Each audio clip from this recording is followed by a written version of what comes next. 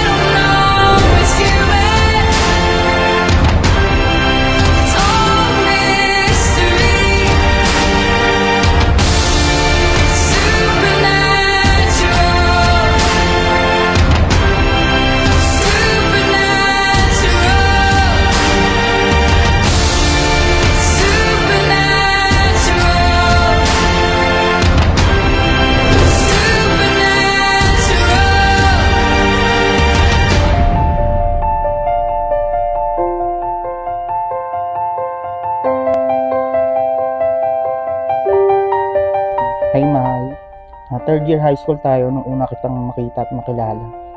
Sa ganda mong taglay, kahit sino ay mabibighani talaga. Hindi man tayo pinalad na maging tayo noon, pero ito tayo ngayon naharap sa dambana para maging isa at magkakasama na habang buhay. That certain time, I was thinking, ikaw na siguro talaga yung binigay ni Lord para sa akin. Thank you for loving me for who I am, for accepting me and my past, and for being such an amazing father to our children. Our life was never really easy. Hindi din madali yung mga pinagdadaanan natin. Pero you never made me feel less. You accepted me as full package, my kids and every baggage that I've got. Lahat yun na-accept mo. Mahal, madami na tayong pinagdaanan, lalo na't nagsisimula pa lang tayo. Hindi natin alam kung saan tayo patungo noon. Mga panahon yun, sa mga suporta ng mga ilang kaibigang natira at mga kakilala at kapamilya, nagawa nating ilaban ang tunay na pagmamahal na meron tayo sa isa't isa.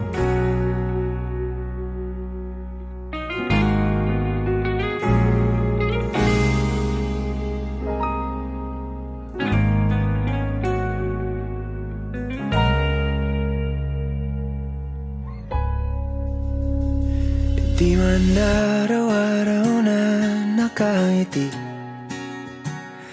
Ipapangako ko na magiging matatag ako para sa iyo at para sa mga bata, para ipagtaguyod ang magandang kinabukasan ng ating pamilya.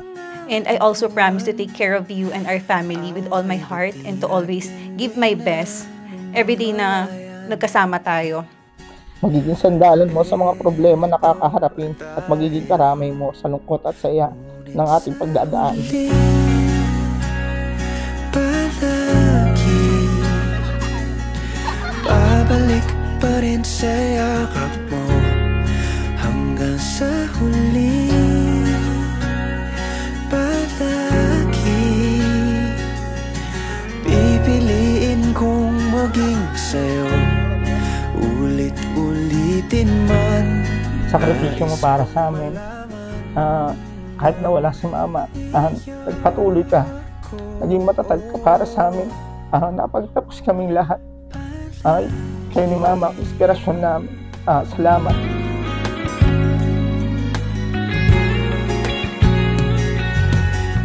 Tulad ng isang aspen na puno na nagbigay sa atin ng kulay at dahilan para ipagpatuloy at ilaban ang mga pangarap na meron tayo noon.